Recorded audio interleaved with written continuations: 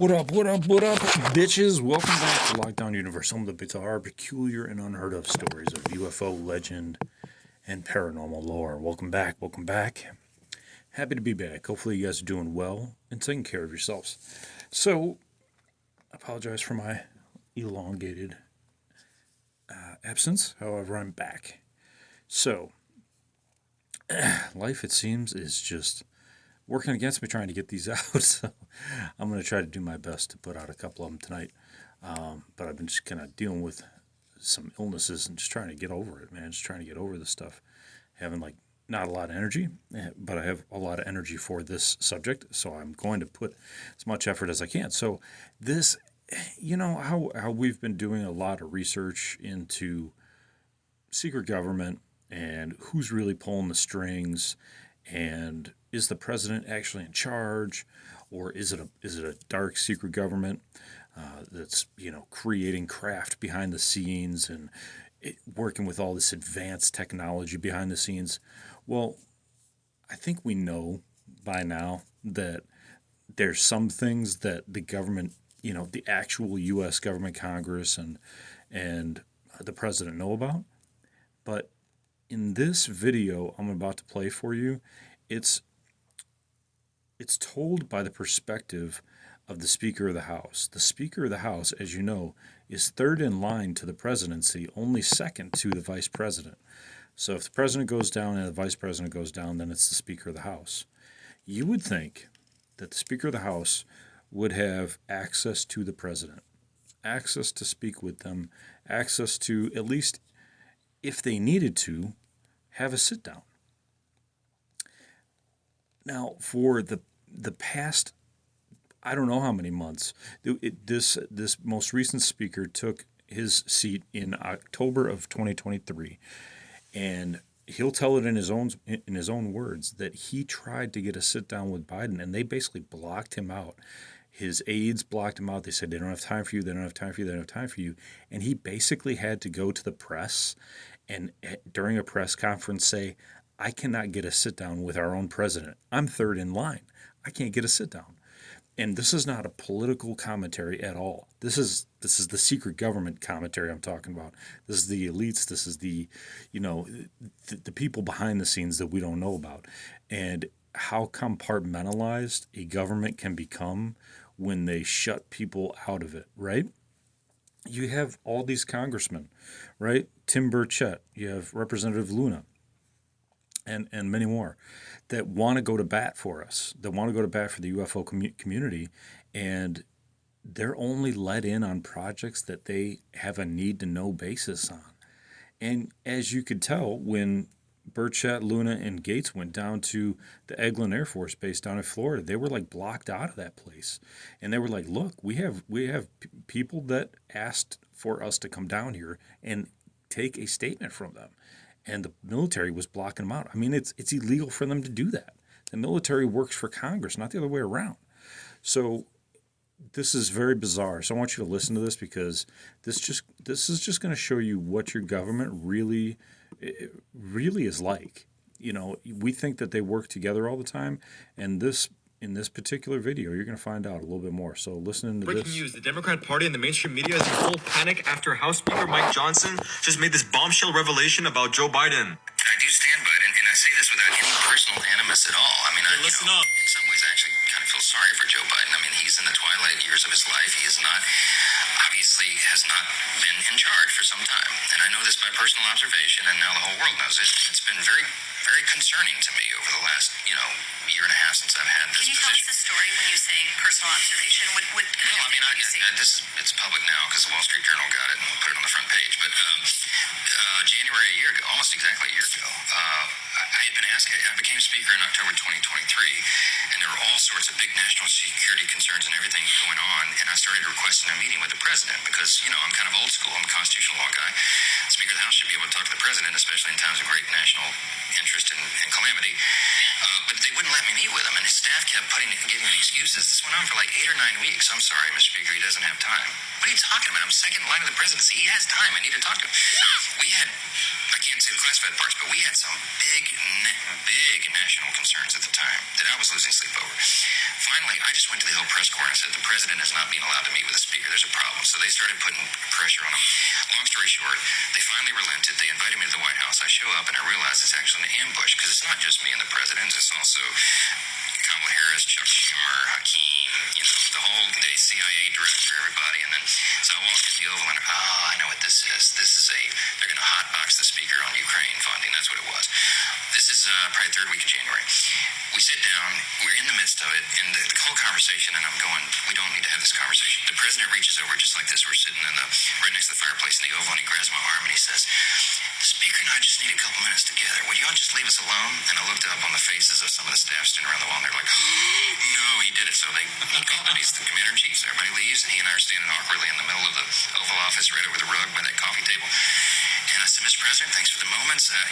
This is very important. I got some big national security things I need to talk to you about that I've heard, and I think you know, and what do we do? But first, real quickly, Mr. President, can I ask you a question?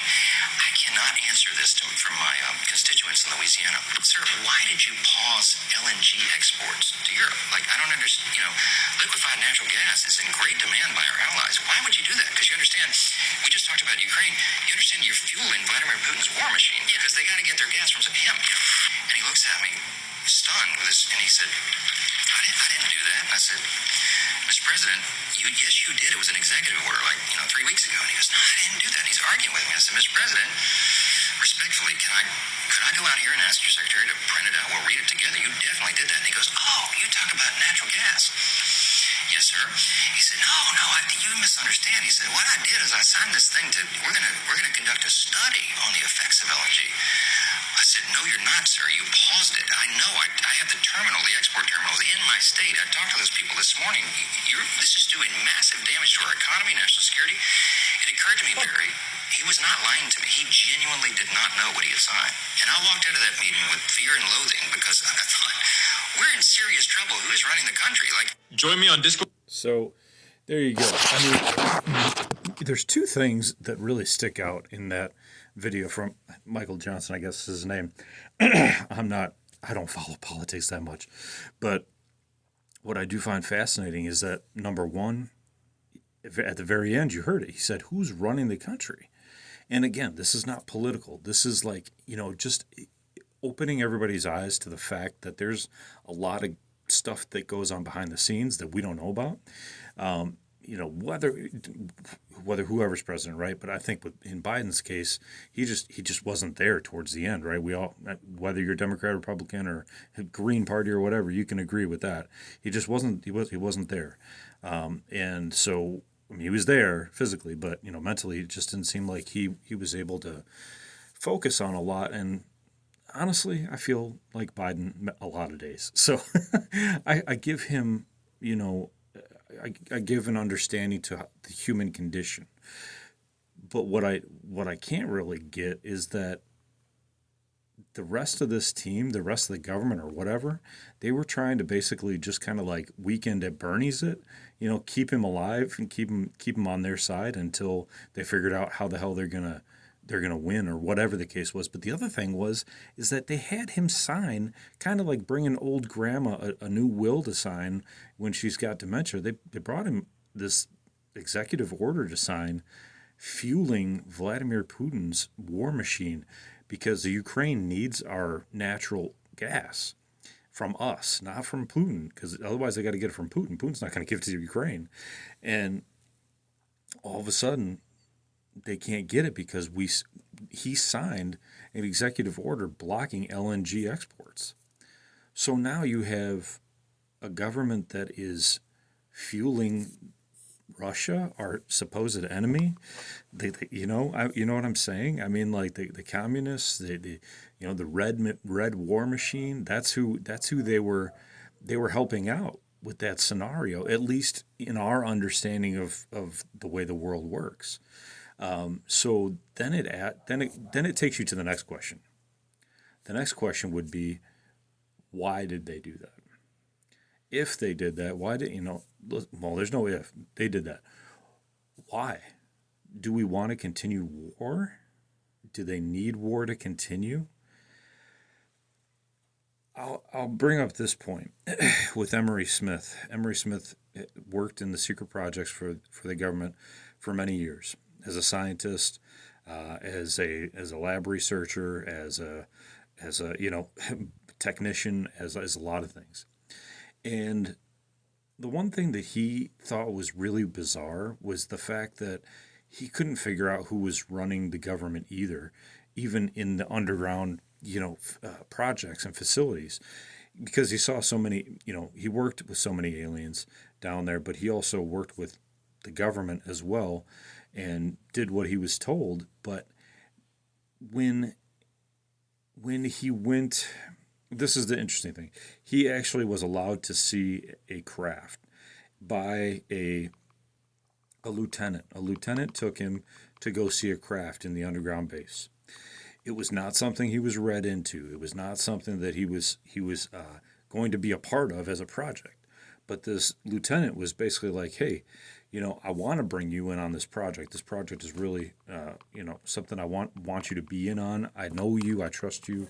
I want you to be in on this project, so I want you to check it out. So he brought him in there, and he said that this is like an open time, that nobody was going to be in there, that it was okay. That there was a, it was basically like, kind of like off the books time, and they would be fine going and checking in the ship out. So they would go in and they go onto this, this section of the base that Emery had never been before. He took him down this long hallway, tons of doors, and eventually they go through this 2-foot blast door.